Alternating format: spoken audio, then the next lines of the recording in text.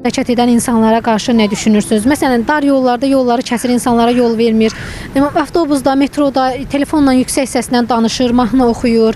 Özlərini apara bilməyən insanlar, şiddet zarafatlar edir. Bunlara qarşı nə fikirləşirsiniz? Fikirləşmək lazımdır ki, olmaz elə bir şey etmək. Bəs hansı tədbirlər görmək olar məsələn? Gedib məsləhət verməkmi, yoxsa? Bəlkə də onu daha yaxşı televiziyalarla, radioyla, bu cür mətbuatla yəni o cür işlər aparmaq ki, mütəmadi. O dəyişikliyə bir şeylər eləyə biləsən onda. Yəni zamanla olan şeydir. Şübhəsiz, o birdən həll olan şey deyil. Yəni uşaqlıqdan tədbir görülsə daha yaxşı olar. O məktəbdən də başlamalıdır. Amma bugün ki, soruşursunuz bu saatki vəziyyəti ancaq odur. Amma əlbəttə məktəbdən, ailədən öyle gəlir, buradan da başlayır. Yəni insanın artıq yaşı olubsa, yəni yetişkin insandırsa, bu artıq gecikmiş sayılır. Şübhəsiz mənimcə o da, amma elə də deyil yəni. Canında bir şey varsa düzələ bilər, yoxsa düzəlməyəcək. Qozbeli qəbir düzəldə, belə bir söhbət.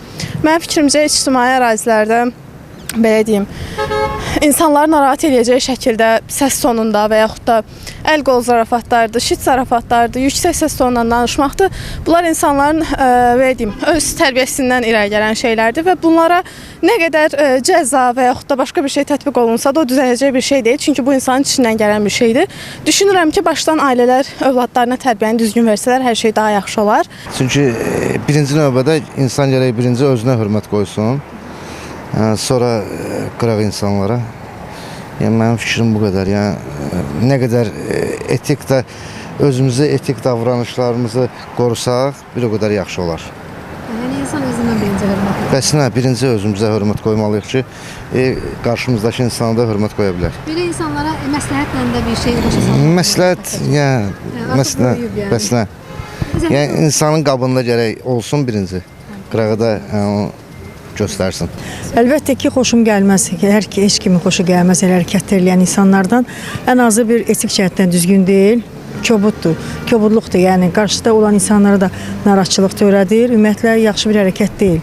Yəni xoşa gələn deyil əslində. Uşaqları yenə məsələn başa salmaq olar, tərbiyə etmək olar. Bəs artıq tərbiyədən keçmiş, yəni böyük insanlara qarşı. Bəzən böyüklərə deyirsə, o hərəkəti sənə boşluq çıxarırlar. Xoşları da gəlmir. Ona görə yəni əsəbləşməyə dəymir. Yəni hər kəs onu özü başa düşməlidir ki, ictimai yerdə özünü necə aparamaq lazımdır. Etik qaydaları riayət etmək lazımdır. Pis baxıram. Çünki bu dəqiqə cavanlar bilmirəm, tərbiyə yoxdurmu, yoxsa elə nə bilim, əvvəla bizim dövrdə tərbiyə hardan başlayırdı? Bağçadan, cəmiyyətin sonra cəmiyyət onu tərbiyə eləyirdi. İndi kimsə o sözü deməyə qorxur. Ki məsələn hansısa cavana deyirsən ki, məsələn mən bu yaxınlarda başıma gələn bir iş deyim sizə. Pilləkənlə qalxaram metrodan. Gördüm ki bir qadın, yəni mövzu o həmin mövzudurmu? Gördüm bir qadın çumku ilə. Mən də bu ayağım nə bilim oradan almışam da yer almışam. Normal işləmir. İki cavan oğlan yeri. Dedim ki qaqa, ne olur o kadına kömək eləyin, o veşləri qaldırsın. Qayıtdı ki, tələsir işimiz var. Böyle baxdım, yəni mən götürdüm sumkanı, apardım, qoydum ora. Amma sonra da bir saat dayandım ki, ayağımın ağrısı geçti. Bu insanlara qarşı belə böyük fikrim yoxdur. Amma yəni hər şey ailədən gəlir, mədəniyyətdən gəlir. Yəni onu demək istəyirəm, bu qədər. Məsələn, nə demək istəyərsən o insanlara ki, məsələn, uşaqlar tərbiyə olunur da, amma artıq böyük insanlar, bunlar böyüyüblər də, bunlar yəni ailədən artıq keçib.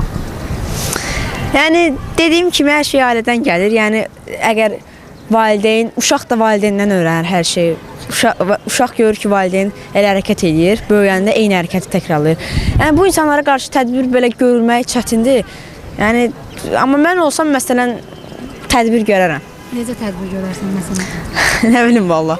Əslində heç bir fikrim yoxdur tədbir görmək barəsində, amma deyərəm ki, məsələn də qayda qanunlar qoyaram. Məsələn, elə eləsələr cərimə eləyərəm onları. Məsələn, avtobuslarda yazı, plankat qoyaram ki, məsələn, möhkəm danışmaq olmaz, qocalara yol vermək lazımdır, hamilə qadınlara, uşaqlı qadınlara. Yəni, eləməsələr cərimə olarlar və ya